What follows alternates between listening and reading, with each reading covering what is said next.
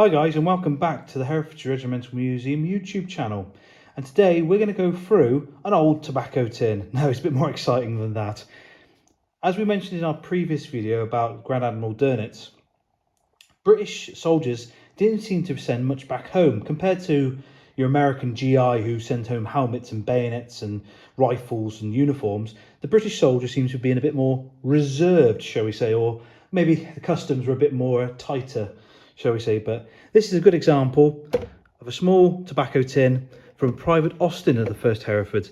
And what's really interesting about this is it seems to be his memento tin. So he's kept all little things that he's kept from his service.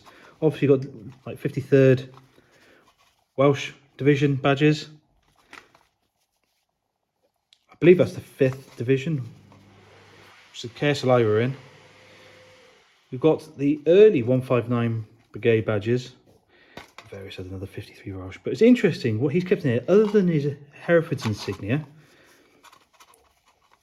He's also kept a few little German bits as well. Look. So I believe that is for a Gefreiter. I'm not too sure on my German awards, but I'm sure our American collectors will be able to help us in there. He's kept little bits like that, which is really interesting. And what else can we see? Anything else German in here? There's all sorts of little bits and bobs. It's amazing what you can find. Oh, there you go. Look, how about that? If that doesn't scream German to you, there is the death's head there of an SS, off an SS M43 cap or overseas cap. There you go, it's a good example there of the death's head.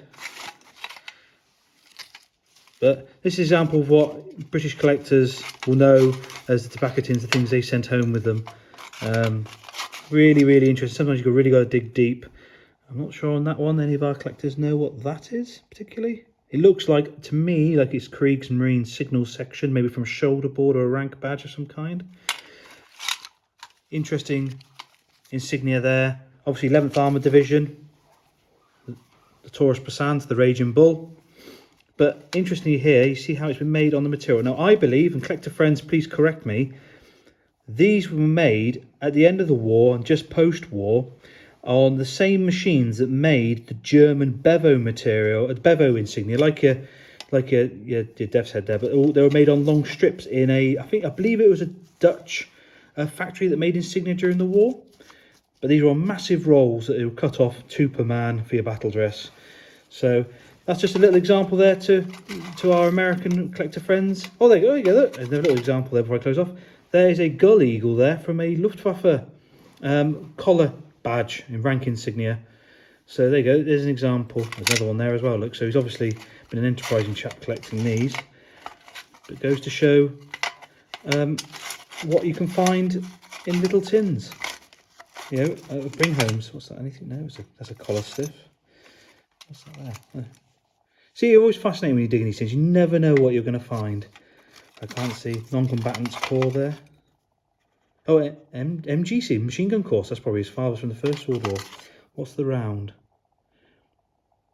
Oh, there you go. Look, a 44 dated K98 round, but with a wooden tip. So that's for training or blank firing purposes. But there you go, there's our head stamp collectors. So that's 5th of 44 8mm K98 round. So there's another thing he's picked up on the battlefield. So guys, if you like what you see here at the Herefordshire Regimental Museum, please like and share our videos, but also click the little bell. And if you want to help support us, because we're a totally volunteer run museum, follow the Patreon link below and become a regular supporter. So thank you all once again. Bye.